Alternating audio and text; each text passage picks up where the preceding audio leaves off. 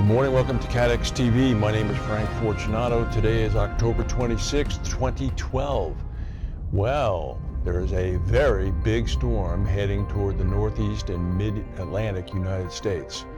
This would be now Hurricane Sandy, which cost 21 lives in the Caribbean. It's just about finished pounding the Bahamas now and continuing to move north. It hit the Bahamas as a Category 2 hurricane.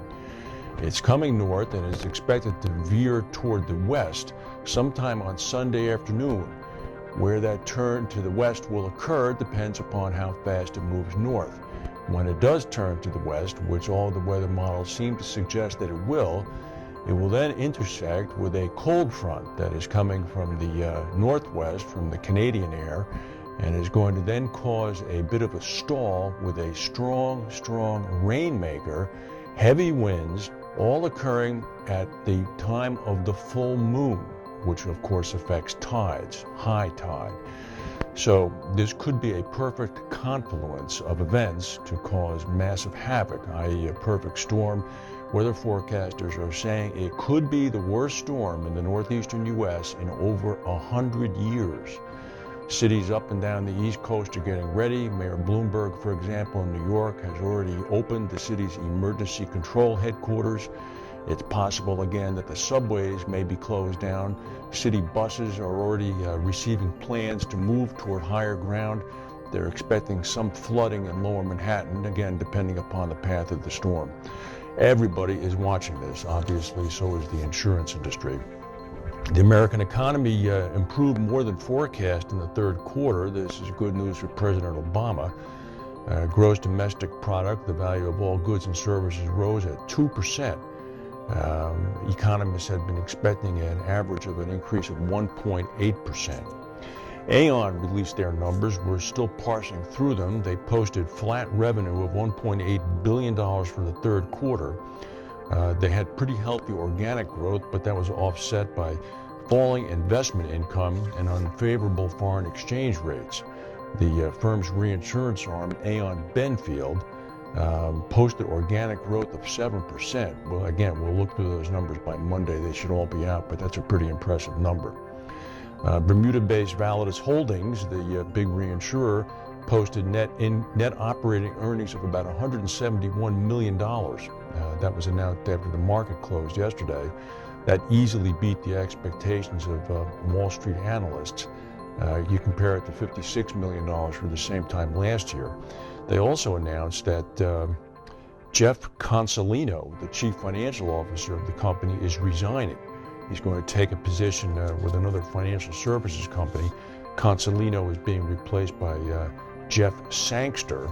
Consolino was one of the people who formed Validus in the aftermath of Hurricane Katrina. Lloy'd has indicated that it is welcoming the Financial Services Authority approach to adapting to Solvency II policy uncertainty. And they're in talks with the Financial Service Authority to adjust the timelines on its approval process in light of delays coming from the EU. Lloyds, of course, has been at the forefront of the industry in preparing for Solvency II. It's already submitted its plan to Brussels, and it's already submitted its plan to the FSA. Lloyd's finance director, Luke Savage, indicated earlier this month that the Lloyd's market was nearing final preparation for Solvency II and was on average about 95 to 98% completed on their way to full compliance. So they have nothing to fear because of the hard work done by the people in the executive branch over there. The California Earthquake Authority, which is probably one of the biggest reinsurance tickets in the world, is coming out with their information for their subscription list for the first part of their 2013 risk program. This year's January program takes a little bit of a different shape from last year. The program is made up of 3 7-month contracts, providing a total of $950 million in cover, priced at rates online of about 7.15% to 7.2%. They're also paying a 6.9% rate online for a 1-year, $726 million program. Taken together, they also have an April program, another $1.2 billion in cover.